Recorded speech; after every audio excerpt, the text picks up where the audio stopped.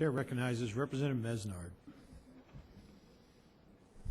Thank you, Mr. Speaker. I rise to explain my vote. Thank you, sir. Please proceed. Thank you, Mr. Speaker. I'm a little confused by some of the no votes up there. The vast majority I do understand.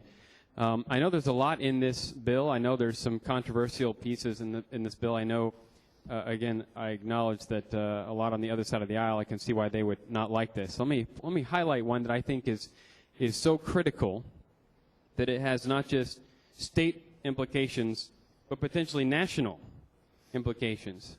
One of the pieces in this bill deals with how many signatures you must get to qualify for the ballot. Now, we all know that lately it seems that folks have been trying to manipulate the outcome of elections by putting third-party candidates on the ballot. And all they have to do right now is get, I don't know, a dozen or 15 signatures, and on the ballot they go.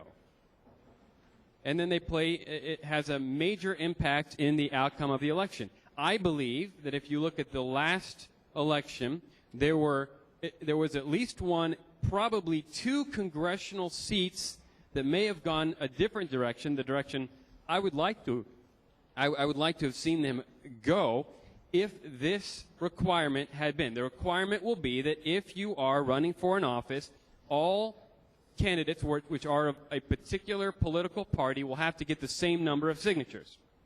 Whether you're Republican, Democrat, Libertarian, Green, whatever it is, you're all going to have to get the same number of signatures for legislative, state, and federal office. That will have a material impact, I believe, making this election much less vulnerable to sham candidates and manipulation by anybody from either party. The folks who end up on the ballot will be those who have support to be there, not just from 10 or a dozen people, but from the same number of people that we, the vast majority of us here, had to get. Not only will this impact the state of Arizona, it could impact the United States House of Representatives. So I strongly urge folks, at least in my party, who looked at the last election in November of 2012 and were disappointed with the outcome and looked at a couple of the third-party candidates on there and how they impacted us in a detrimental way, and will switch their votes to yes, because some of the folks voting no will be vulnerable to that very thing.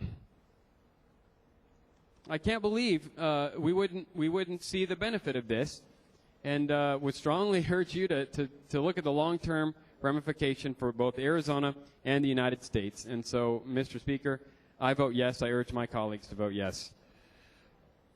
Representative Mesnard votes aye.